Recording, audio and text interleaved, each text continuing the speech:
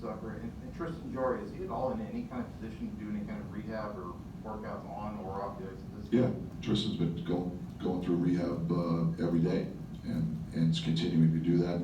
I don't have any new news for you at this point yet with Zuck.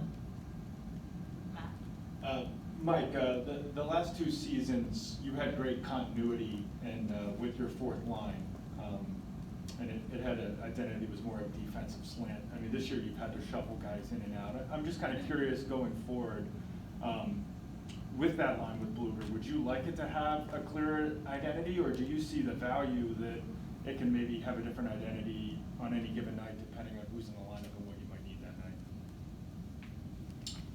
Well, you know, we've used Teddy's line over the last few years, as you know, and I think this is what you're alluding to.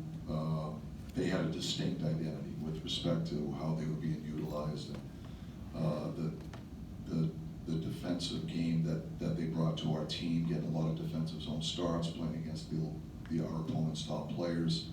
You know, our personnel group has changed, and so we're trying to put players in positions to be successful. We're trying to put line combinations together that give us balance and a number of things that make us hard to play against. You know, I think Teddy's a guy that we can utilize a number of different ways. You know, his offensive game, I think, has really evolved. He's a real cerebral player. He's a conscientious two-way player. He's good defensively. I still believe we could use Teddy and whoever he's playing with in that capacity. It all depends on what personnel group we have and who we choose to surround him with. But based on the group that we've had most recently, you know, the bottom six, I think, has changed a little bit. And so how we utilize those guys, we've adjusted as well.